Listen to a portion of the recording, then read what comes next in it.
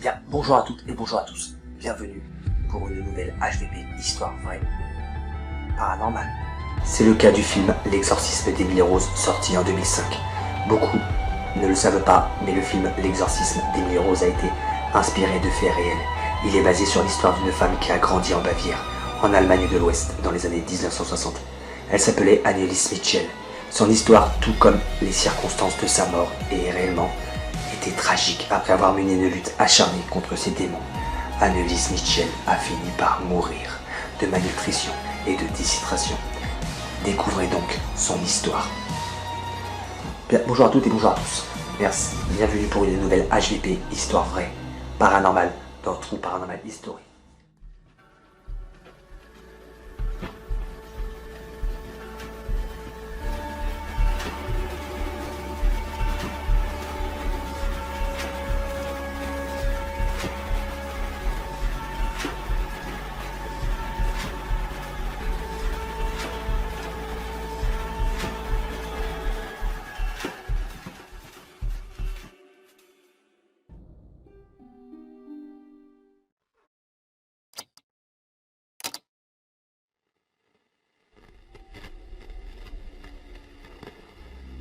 Aujourd'hui, comme vous l'avez entendu, on va parler de cette histoire qui est vraie, qui a inspiré le film L'exorcisme d'Emily Rose.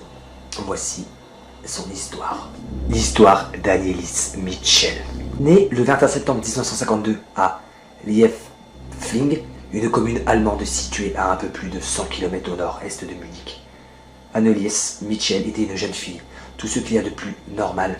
Élevée dans une famille catholique, elle menait une vie très pieuse.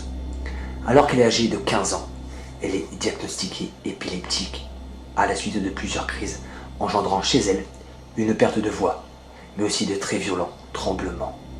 Elle est donc internée en hôpital psychiatrie en 1967 pour y suivre un traitement contre l'épilepsie. Lors de son internement, elle continuera à mener sa vie pieuse, notamment en effectuant une prière quotidienne, respectant ainsi les préceptes qui lui avaient été inculqués pendant son enfance. Cependant, suite à ces attaques, Annelies s'est mise à redouter ses habitudes chrétiennes. Elle les rejetait. Elle ne la rejetait pas, mais devenait effrayée à l'idée de s'adonner à son rituel quotidien, car à ces occasions, des visages effrayants lui étaient apparus et des voix dans sa tête s'étaient faites entendre. 1973, une première demande d'exorcisme rejetée. 6 ans après son internement, les parents d'Annelies Mitchell essayèrent de faire exorciser. En vain. En effet, les prêtres approchés ne souhaitaient pas réaliser d'exorcisme car elle ne remplissait pas les critères pour l'être. Annelies ne parlait pas de langue qui lui était inconnue. Elle ne connaissait pas de faits cachés ou des secrets bien gardés de la chrétienté. Enfin, elle n'avait pas vu sa force être décuplée. C'est pourquoi on lui conseilla de continuer son traitement contre l'épilepsie. Une médication qui s'était avérée inutile, puisque son état ne fit qu'empirer depuis qu'elle avait été envoyée à l'hôpital. 1974, un deuxième exorcisme avorté. 1 an plus tard, un prêtre se pencha sur son cas et admit qu'elle pouvait être possédée. Il accepta alors la demande des parents d'Annelies, mais tout ne se passa comme prévu. En effet, en 1973, si elle ne remplissait pas les critères pour être sauvée du démon et donc ne pouvait pas être exorcisée, 1 an plus tard, c'est la hiérarchie du prêtre qui lui interdit de pratiquer un exorcisme sur la jeune fille. À côté de cela, l'état d'Annelies ne faisait qu'empirer. En plus des crises d'épilepsie de plus en plus violentes, la jeune Allemande montrait des sérieux signes de détérioration de son état mental. Elle s'était mise à violenter et insulter les membres de sa famille, refusait de manger ou de boire et hurlait tous les jours. Annelies, qui avait toujours vécu dans la religion catholique et avait embrassé cette vie, de son plein gré, s'était également mise à détruire tous les symboles chrétiens qu'elle et sa famille possédaient. Crucifix, représentation du Christ. 1975, Annelies Mitchell a le droit d'être exorcisée. Suite à l'étude de son cas, les parents d'Annelies eurent finalement gain de cause. leur fille allait pouvoir bénéficier d'un exorcisme. Les médicaments pour son épilepsie ne faisaient plus aucun effet. C'est ainsi que commença son nouveau traitement. Chaque semaine, Annelies subissait entre 1 et 2 exorcismes et était extrêmement difficile à maîtriser lors de ces crises qui devenaient de plus en plus violentes. Au total, elle subira 67 exorcismes pour en garder une trace. Les actes religieux ont été enregistrés sur des cassettes audio. Je préviens voilà, les jeunes qui regardent cette vidéo. La vidéo ci-dessous compile certains des moments les plus marquants de ce qu'a subi Annelies Mitchell en l'espace d'une dizaine de mois. Attention, ce contenu peut déranger les personnes les plus sensibles.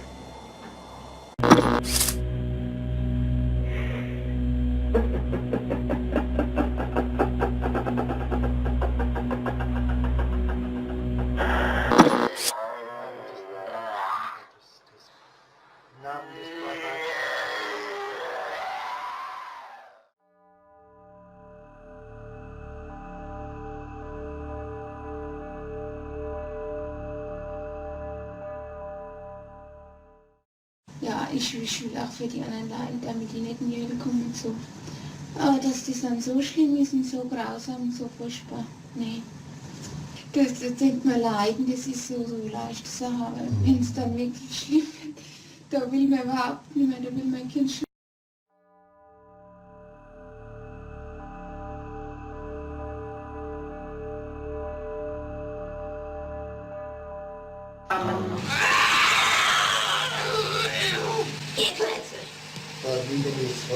Nein, ihr Klötze! Der Maul, ihr Klötze! Oh, so der will auch nicht, oh, ich geh auch nicht, oh. Sind wir schon 3? Ah, wie. Was ist so eine Schneide?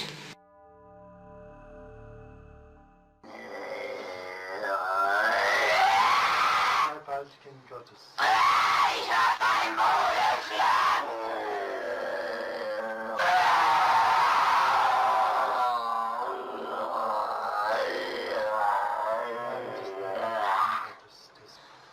Namen des Vaters,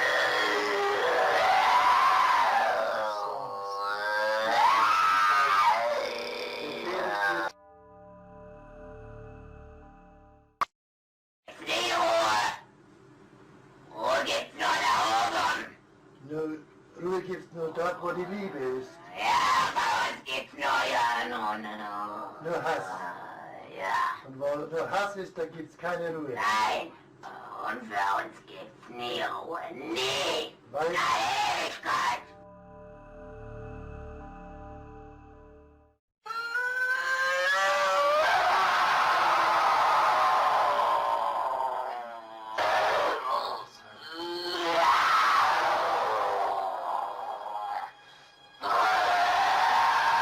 Und jetzt bin ich verdammt.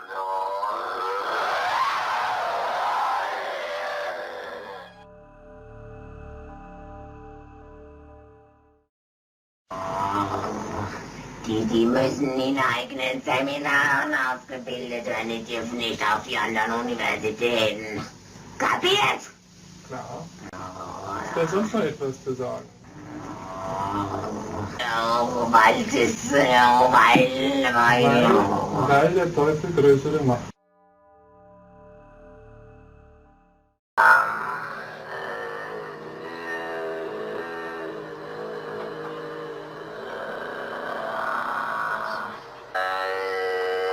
im Namen deines seligen Jungfrau, im Namen Jesu, befehle ich dir auszufahren.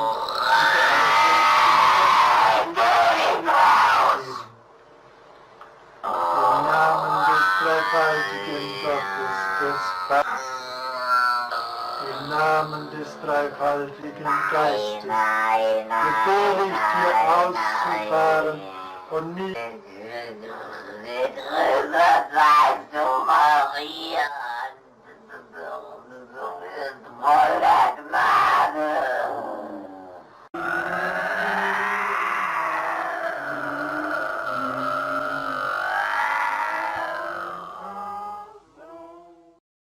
Das ist die Wahrheit zu mir.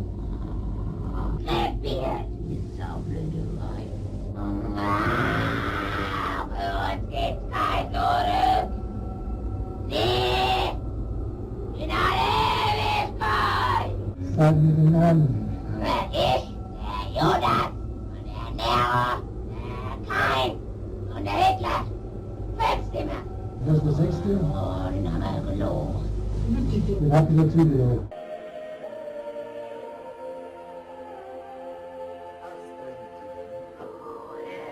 Der Hass lässt hier Der keinen. Neid über die andere Engel. Aber es gibt nie Ruhe. Ruhe gibt's nur da oben. Ruhe gibt's nur dort, wo die Liebe ist. Ja, bei uns gibt's nur ja, no. Für Hass. Ja, Und wo Hass ist, da gibt's keine Ruhe. nein. Und für uns gibt's nie Ruhe. Nie. Weil, In Ewigkeit. weil er nicht dorthin kommt, wo der Schöpfer ist. Aber für uns gibt's kein Zurück.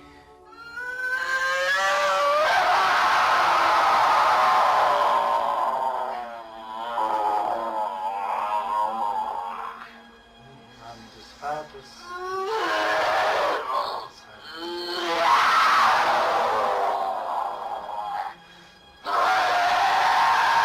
Und jetzt bin ich verdammt.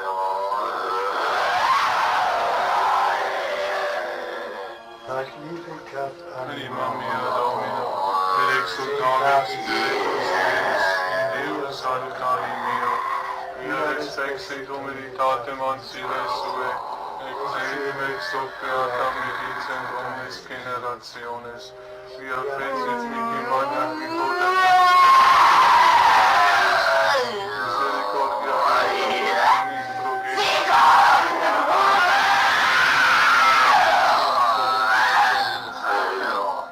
progit.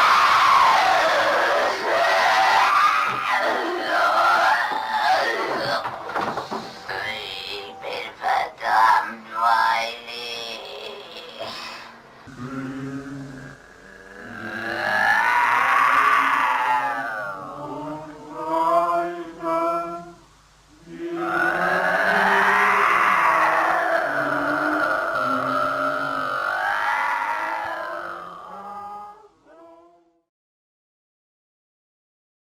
« 30 juin 1976, le dernier exorcisme d'Anneliese Mitchell.